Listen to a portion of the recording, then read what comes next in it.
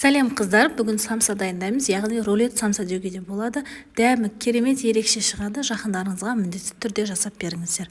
Ал енді жасалынуы, ең алдымен қызған табаға майды құйып, үстіне майдалап туралған пиязды саласыздар да кішкене қыздырасыз.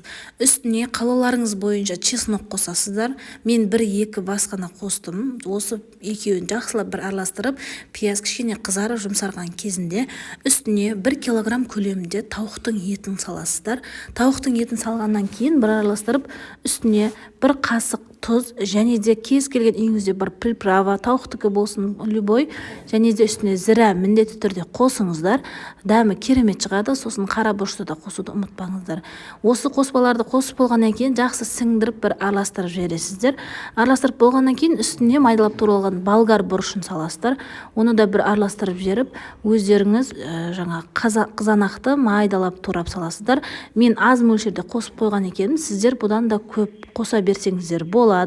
Соған қарай дәмі де виде де әдемі шығады. Қызанаққа байланысты үстіне кішкене соя қосып жіберсеңіздер болады. Негізі қоспасаңыздар да болады. Мен де просто соя етке әдемі дәм беретін болған екен қостым.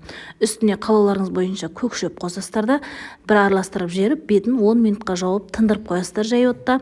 Енді қамырын дайындайтын болсақ, ыдысқа суды және де үстіне тұз саласыздар.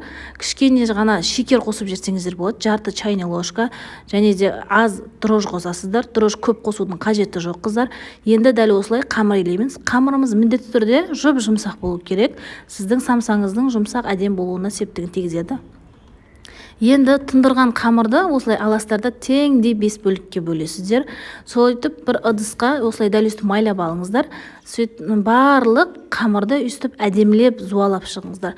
Зуалап болып бетіне ағмай жағыңыздар. Себебі ағмай тынуына тез көмек береді. Дәл үстіп пешевоймен орап қоясыздар да 10 минутқа қоясыз. 10 минутта тынып болғаннан кейін дәл үстіп біреулеп алып отырып әдемілеп қамырды жаятын боласыздар. Қамырды жаю видеода көрсетілген. Өте жұмсақ қылып жаюға міндетті, себебі самсаңыздың қатпарлы болып шығуына ол көп көмегін тигізеді.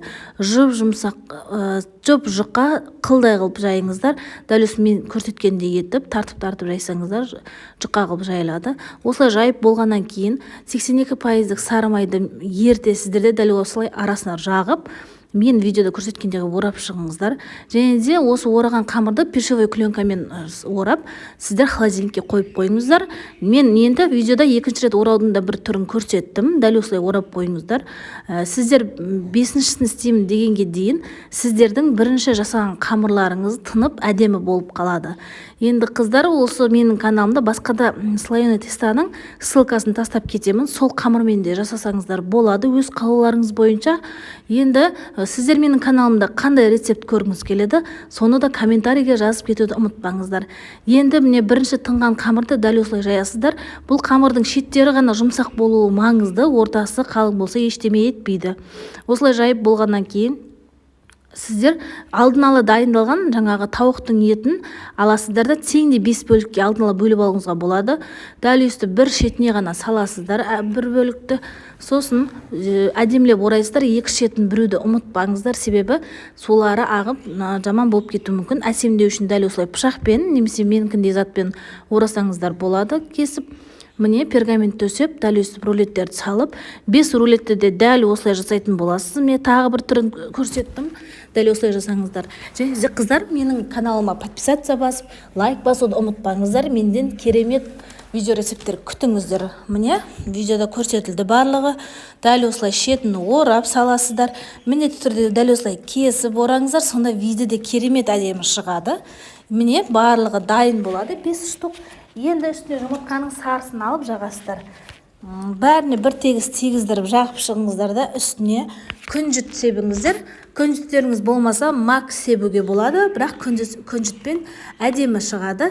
Енді дәл осы жасалынған рулетті газге 180 градусқа саласыздар да 20 жарты сағат көлемінде піседі. Міне керемет дәмді тауықтың етінен сол рулет самса дайын болды. Қыздар, сіздер міндетті түрде жасап көріңіздер. Жасаған болсаңыздар комментарийге отзыв жазуды ұмытпаңыздар. Мен сіздерден лайк, подписаться көп болса, бұдан да керемет рецепттер түсіремін. Және де сіздер комментарийға менен қандай рецепт күтесіз, соны да жазуды ұмытып кетпеңіздер. Рахмет.